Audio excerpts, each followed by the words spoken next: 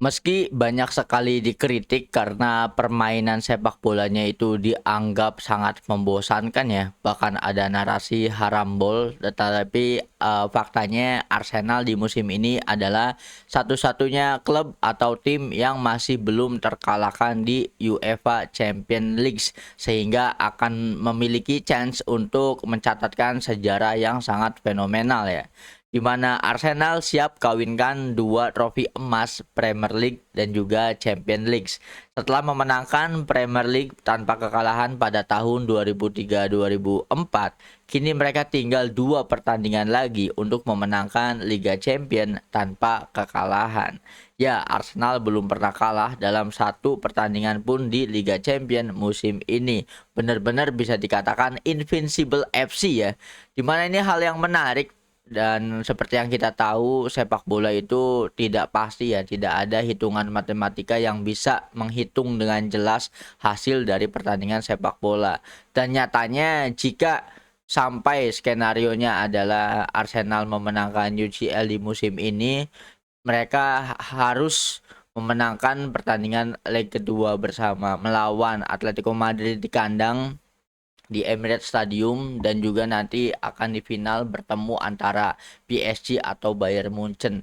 Dan jelas ya skenarionya bahwa jika Arsenal itu memenangkan UCL musim ini, otomatis mereka memang wajib menyapu bersih dua pertandingan sisanya di leg kedua semifinal dan juga di final, dan ini akan mencatatkan sejarah yang sangat luar biasa karena untuk sekali lagi Arsenal menjuarai sebuah trofi tanpa kekalahan satu kali pun ya.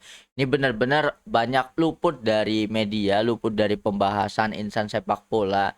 Patut kita apresiasi terlepas dari permainannya yang parkir bus atau mengandalkan set piece ya.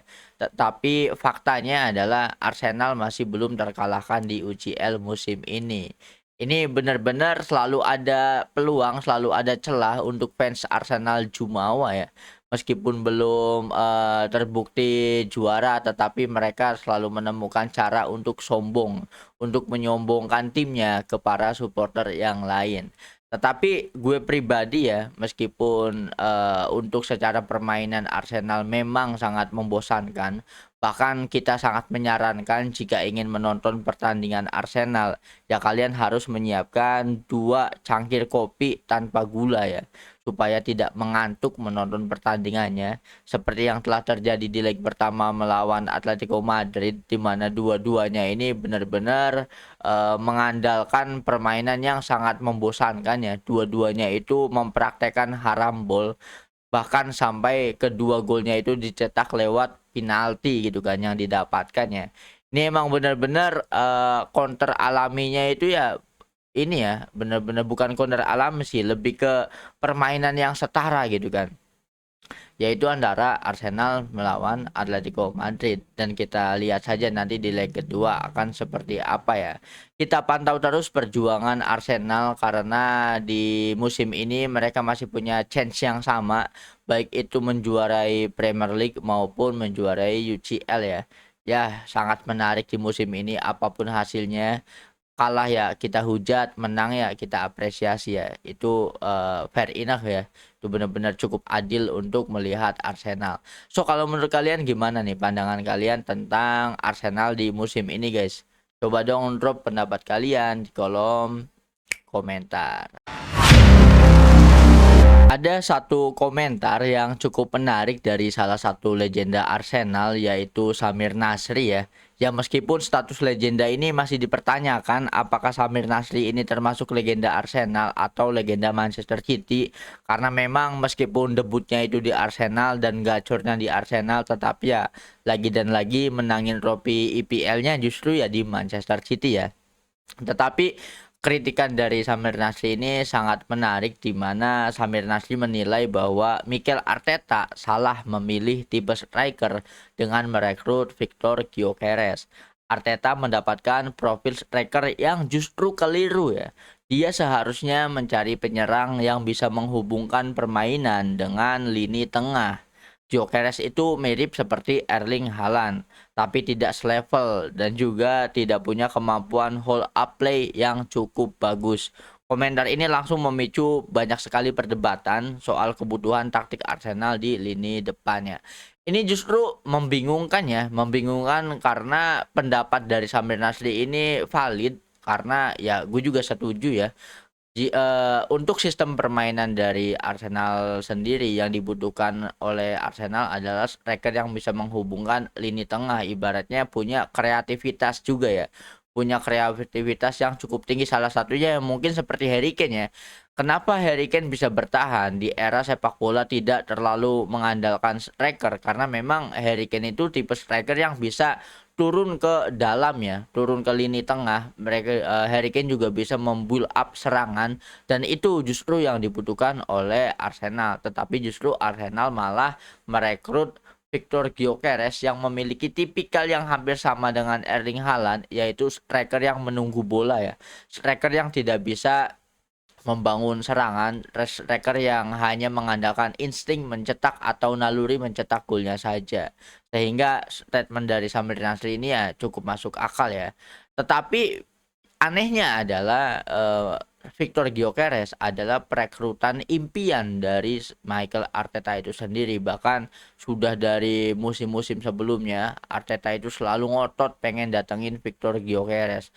Dan jika pandangan dari pihak lain mengatakan bahwa Mikel Arteta itu keliru telah merekrut Victor Gyökeres, ini jadi agak aneh karena yang punya sistemnya sendiri masa tidak menyadari hal tersebut ya.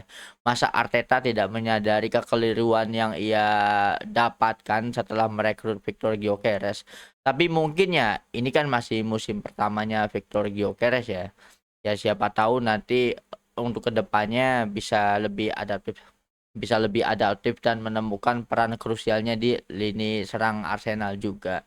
Karena banyak sekali kritikan datang ke Mikel Arteta itu karena apa ya, cenderung sering salah di pergantian pemain gitu kan. Bagaimana Arteta memasukkan pemain kayak Victor Gyökeres seringkalinya dimasukkan di menit-menit akhir babak kedua, atau ada Martin Odegaard yang tampil yang melakukan blunder sekali langsung ditarik juga. Itu justru kalau banyak sekali pengamat sepak bola di pundit Inggris sendiri ya, seperti contohnya Jamie Carragher dan juga Thierry Henry, itu seringnya menyoroti kesalahan Arteta dari cara dia menarik keluar pemain dan juga mengganti pemain yang dirasa kurang tepat dalam kondisi tim yang sedang dihadapi gitu kan. Ini benar-benar agak membingungkan juga ya. Tetapi ya lagi dan lagi kritik seperti ini sangat bagus apalagi datangnya dari pemain yang pernah bermain untuk Arsenal ya, yaitu Samir Nasri.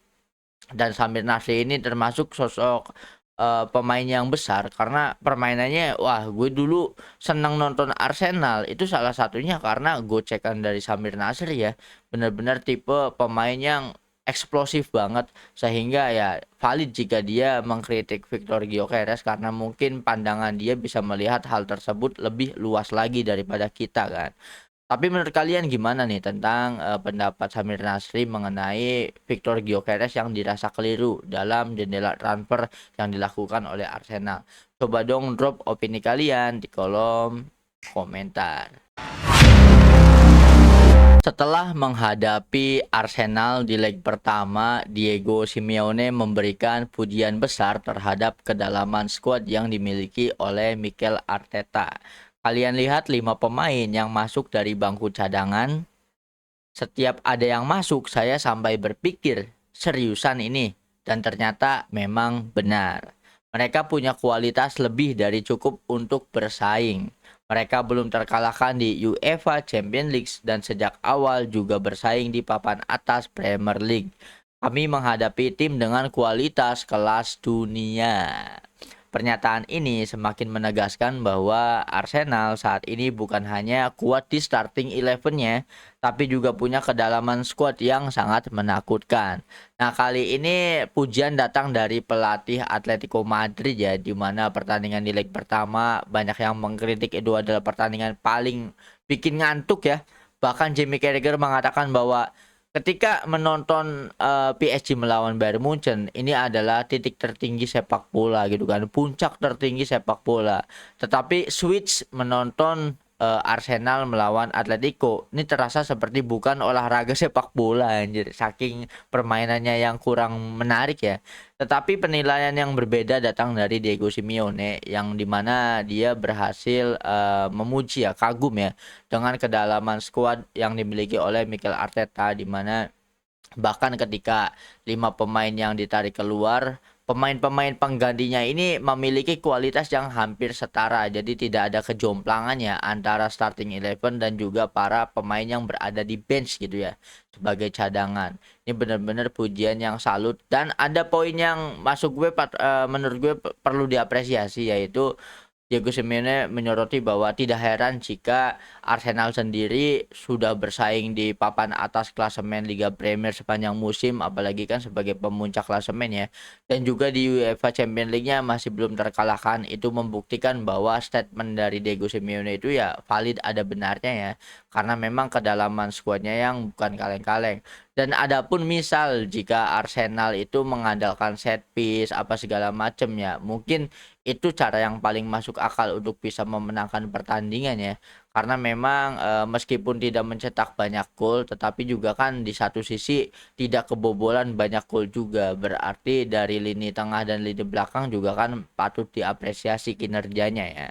Ini benar-benar, kalau kalian ingat ada meme Tai Lung ya yang finally worldly opponent ya. Ini benar-benar menggambarkan situasi Arsenal melawan Atletico Madrid, di mana dua-duanya memiliki tipikal yang sama dan mungkin pelatih yang hampir sama juga nasibnya ya. Ya semoga kita harapkan Diego Simeone musim depan masih bertahan di Atletico Madrid, begitupun dengan Mikel Arteta yang bisa bertahan di Arsenal ya guys ya. Jadi nggak sabar ingin melihat Absolute Harambol leg kedua ya nanti di Emirates Stadium nih guys. Coba dong drop opini kalian tentang nanti hasil leg kedua akan seperti apa di kolom komentar. Kita sama-sama prediksi ya hasil yang akan didapat oleh Arsenal dan Atletico Madrid di leg kedua nanti. Coba dong drop opini kalian di kolom komentar.